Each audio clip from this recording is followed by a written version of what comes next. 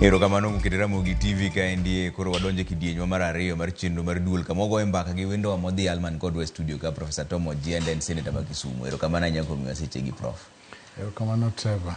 Wachaka ne ogirimiti mowinj man okete kogno gi ODM gi UDA ni. Ng'eny jopiny wacho ni nitiere gik mokete iye kanyo to onge kaka inyalo pimgi. Achiel kuom gi en ni nengo mar ngima onego duog piny. To ok owachi ni oduogo piny karang'o tang'o giri madhi dok piny. Ogirimiti ni binen mana marumo wang' jopiny. Trevor, erokamano kuom luonga e chenro mar duol mar Ramogi TV. Kendo nanyisi ni mae kuongo nabiro ka pok to nabire duol ma pimo wach gi jopiny. Warwaki. Erokamano.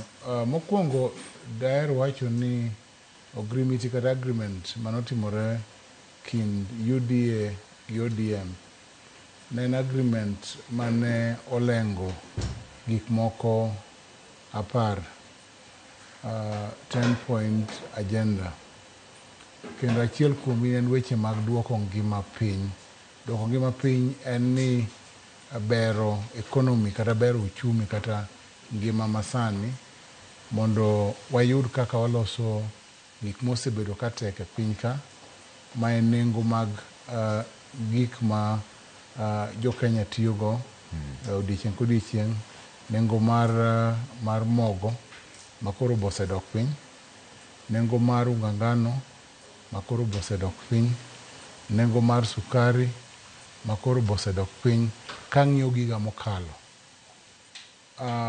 Kendo mar ariyo ne ing'iyo ngima mar nengo mar dak. Ing'eni gik moko kaka mo chiedo king'iyo nengo ma higa mokalo gi nengo masani tiyudo ka nengo nitie mopogore. Lakini aswa gima ne ODM dwaro en ni gidonj e winjruok gi UDA e yo moro mar nyiso jo Kenya ni telo mar piny nyaka obed telo momako kabinde te, nyaka obed telo momako konde te mag Kenya. Ok ni telo mang'iyo oganda achiel kendo mang'iyo oganda mong'iyo weche mag siasa to ok ong'iyo weche mag ngima mar japiny. Koro miyo king'iyo agenda go eko te, wachak agenda mokwongo. Mokwongo ne waneno ka ndalo mane wayalo weche mag Rigathi Gachagua nikech an to nan e Senate anayalo kendo an okinde an achiel kuom okili manochung' matek e weche mag yalo loso papers kata karatese moter modhi e National Assembly mane Mutusi okero ka nan kanyo kama iloso gigeko. Bang'e wadhi wayale, owuok e National Assembly obiro e Senate nan kanyo.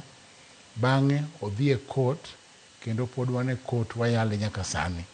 Koro miya asebede kidieny didek asebede kuonde ge kote ka chakre loso gik manotero Rigathi Gachagua dala.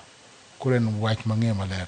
But mar ariyo, ineno ka Rigathi wuok sani eri ODM oseyudo ministers 4. Wayudo Paranya, wayudo Mbadi, Joho gi yes, in fact gina beach gi Wandai gina beach.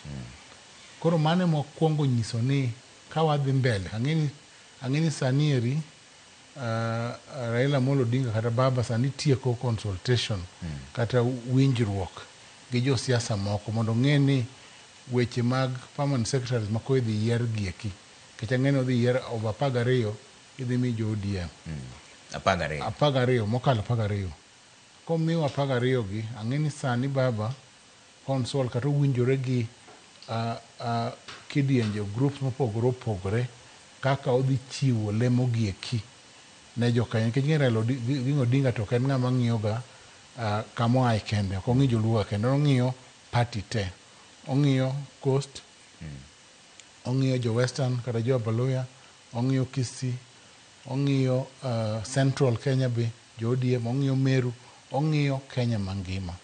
Tulendo ni nyalo time kara ing'iye lindo bar ochiegni Trevor gima ochiegni gini weche mawacho kod timore ga dong emomiyo penji ni en karago. Ochiegni kabisa. En e winjruok mogik gi kaka owinje gi en e winjruok mogik, kendo ineno kawuono ka Raila oromo gi leaders mag Vihiga, oseromo gi leaders ma Tana River, osetimo consultation monego bed ni jatelo moro amora timo kadwaro take decision kata kadwaro wacho ng'eyo ni mae kaka onego atim. Osetimo ndi kendo osetemo ndi. Nochako mana gi Nyanza, osewuotho e assemblies, odhi kuonde moko, odhi Western, odhi Coast, osedhi kuonde te. Koro nonro ni nyiso ni koro sani gichiegni chopo kama koro giyiere gi His Excellency Dr. William Ruto, to ibro neno ka yiero mogik ma koro ibo yiere PSS gi miwilo kendo miyiero bro reflect face mar Kenya, bro nyiso ranyisi mar Kenya, kendo bro keto kabila ka kabila kata dhot ka dhot e telo. To mano dhi duoko